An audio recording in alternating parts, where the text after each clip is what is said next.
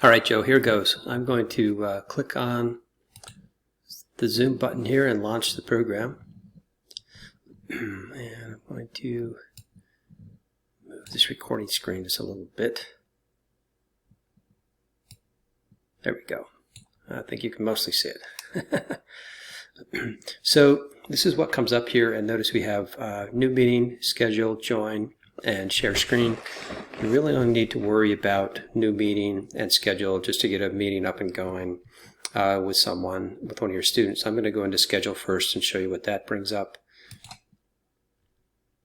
So we could obviously schedule something for tomorrow, put it at 4 o'clock, for an hour, and so on and so forth.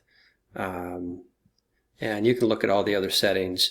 The one thing I would pay attention to, though, is to use computer audio and have your students connect that way and not through a telephone. Of course, obviously, they need to use a computer audio so that they can see the screen and so forth. But so I'll click schedule. And what it does, it opens up.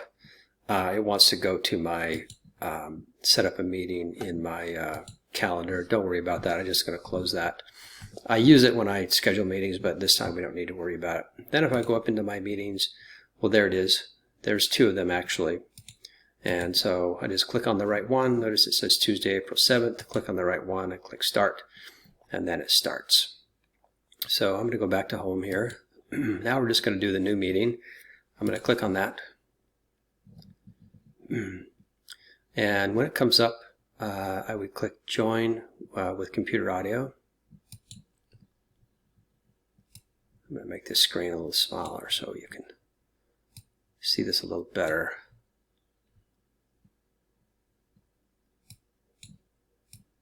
There we go. So here we are, and the meeting is already open. So it's telling me I'm muted because it picks up sound from the microphone, but I haven't yet unmuted myself. So there are settings you can go in and look at. Obviously, to unmute yourself, you just click on that.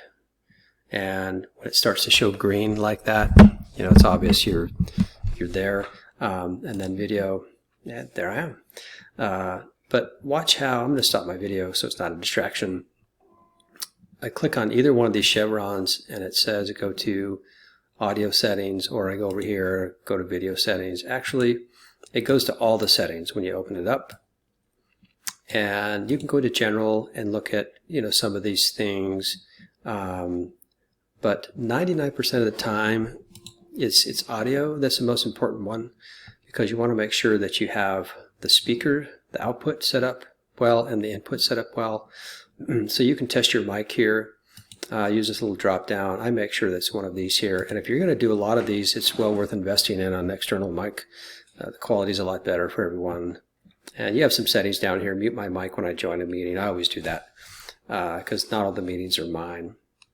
So once you have these 2 things set here, that's great. I'm going to show you how to use chat also, because sometimes you'll get into a meeting with students and you'll have to coach them through this, because you won't be able to hear them, or they can hear you, but you can't hear them or something. And again, 99% of the time it's fixing one of these, and most of the time it's the microphone.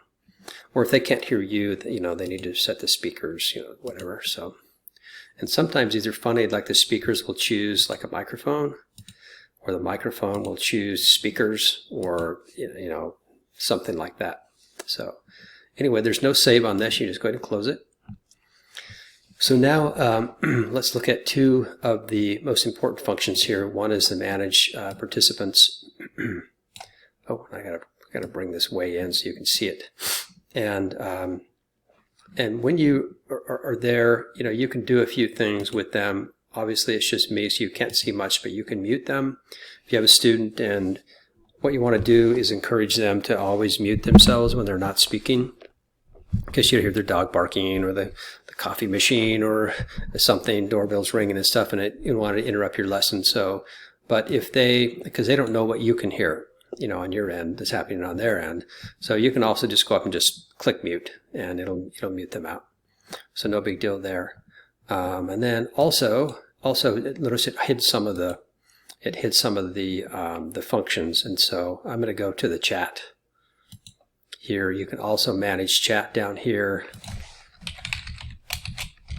And that's where you might want to go in, you know, when you're having trouble hearing each other or whatever. That's where you go into and kind of chat, you know, walk them through it, help them go through the settings. So I'm going to close this. I'm going to close that.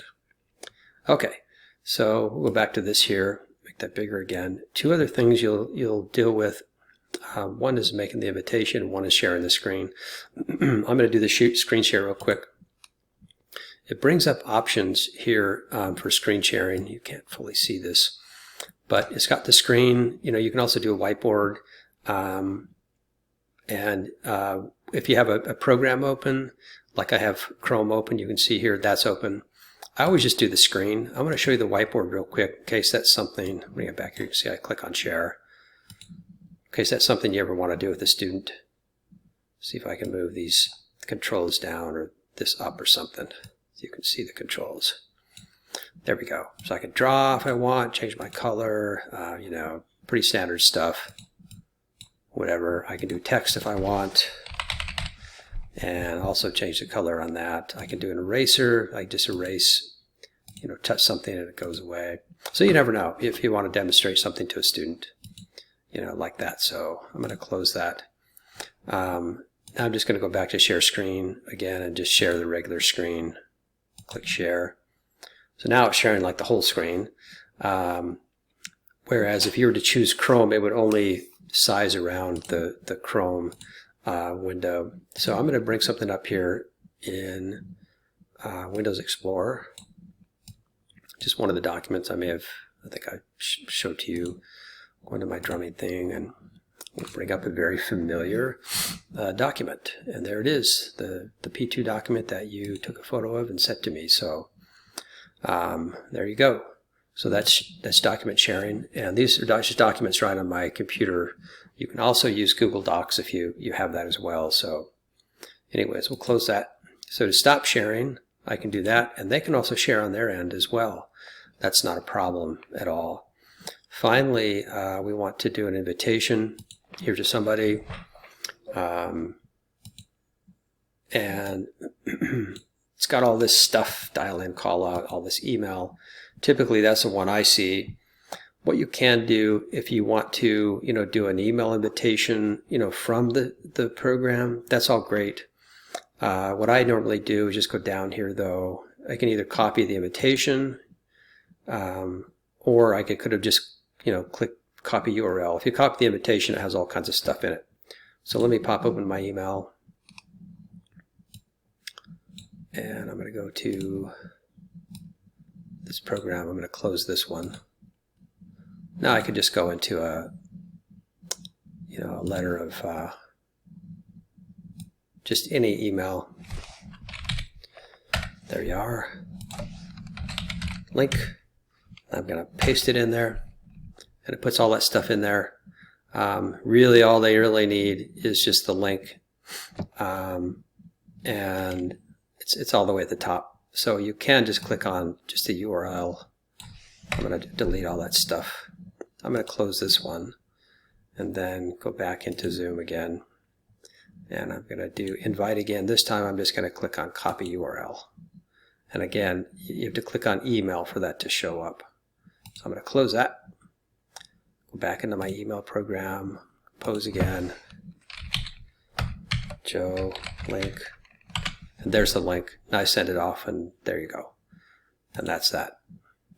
So that's basically it. And I kept it under 10 minutes. That's not too bad. So anyway, let me know what questions you have. And I'll see you tomorrow for sure. But if you have any questions about this, let me know. I'm going to see what I can find out about using GoPro with Zoom. See if that's a possibility. But we'll find out. So anyway, have a good one. Good to see you today. And I'll look for any questions you have. And otherwise, I'll see you tomorrow.